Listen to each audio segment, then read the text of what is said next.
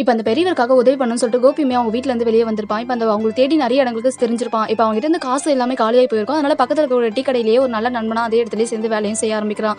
இப்ப அந்த பையன் கூடவே நைட் அண்ட் பகல்னு சொல்லிட்டு ஃபுல்லாவே அந்த பையன் கூட ஸ்பெண்ட் பண்றதுனால அவங்க 2 பேருமே நல்ல ஃப்ரெண்ட்ஸாவும் மாறிடுறாங்க. இப்ப இவன் வந்த விஷயத்தையும் தெரிஞ்சுக்கிட்ட அந்த பையனுமே சரி ஓகே உனக்காக நான் ஹெல்ப் பண்றேன் அப்படின்னு சொல்லிட்டு அவனுக்கு தெரிஞ்ச சில பேர்கிட்ட சொல்லி அவனுக்காக ஹெல்ப் பண்ணவும் செய்ய ஆரம்பிக்கிறான். கொஞ்ச நாள் கழிச்சு கோபிக்கும் அவங்க யாரு என்ன அப்படின்றது தெரிய வந்திருக்கும். இதனால வீட்டுக்கு போயிட்டு சரி சீக்கிரமா நம்ம கிளம்பணும் அப்படின்ற மாதிரி திங்ஸ் நம்ம எடுத்து பேக் பண்ணலாம்னு போவான். ஆனா அங்க பார்த்தா அவனுக்கு முக்கியமான ஒரு பொருள் காணாம போயிருக்கும். இதனால கண்டிப்பா வேற யாரா எடுத்திருப்பாங்கன்னு சொல்லிட்டு அதே ஏரியால இருக்கக்கூடிய பசங்க கூட சண்டையும் போடுறான். எங்க அந்த பொருள்னு சொல்லிட்டு அப்பதான் அவனோட ஃப்ரெண்டுமே வந்து தடுத்துட்டு உனக்கு என்ன தேவை அப்படின்னு சொல்லி கேட்கும்போது சிகப்பு கலர் மூடி வச்ச ஒரு பை இருந்துச்சு அதை காணும் அப்படின்னு சொல்லும்போது அதை நான் தான் எடுத்து வச்சிருக்கேன்னு சொல்லி அவனை தனியா கூட்டிட்டு போயிட்டு ஒரு இடத்துல இருந்து எடுத்துக்காமட்டான். அந்த ஃப்ரெண்டு பையனுமே இது என்ன அவ்வளவு முக்கியமானு சொல்லி கேட்கும்போது அதுல இருந்து ஒரு வலையில எடுத்துக்காமட்டான். இது கண்டிப்பா எனக்கு முக்கியமானதா எனக்கு இல்ல நான் தேடி வந்த ஒருத்தவங்களுக்கு ரொம்பவே முக்கியமானது அப்படின்னு சொல்லிட்டு சரி இதுக்கு மேல நான் லேட் பண்ண விரும்பல நான் கிளம்புறேன் அப்படின்ற மாதிரி அந்த பையனுக்கு பாய் சொல்லிட்டு அங்க இருந்து கிளம்பவும் செஞ்சிடறான். இப்ப அவங்க அட்ரஸ் தெரிஞ்சுக்கிட்டு அவனுமே எப்படியாச்சும் அவங்களை மீட் பண்ணணும்னு சொல்லிட்டு ரொம்ப நேரமா அவங்களுக்காக காத்துக்கிட்டு இருக்காங்க. ஆனா அவங்க வர மாதிரியே தெரியல. சரி ஓகேன்னு சொல்லிட்டு இவனே அந்த வாட்ச்மேன் கிட்ட நான் கண்டிப்பா அந்த மேம பார்த்தாகணும் ஒரு முக்கியமான விஷயம் சொல்லிட்டு சொல்றான். ஆனா அவனோ இல்ல நீ பார்க்க முடியாது இப்ப அப்படின்ற மாதிரி சொல்லிக்கிட்டு இருக்கான். இவன் வம்பாரத்தை பார்த்த உடனே அந்த மேமே யார் அது வெளியில அப்படின்னு சொல்லி கேட்கறாங்க. உடனே அவனை கூப்பிட்டு என்ன வேணும் உனக்கு அப்படின்னு சொல்லி கேட்கும்போது நீங்க தான் சுதாவான்னு சொல்லி கேட்கறான்.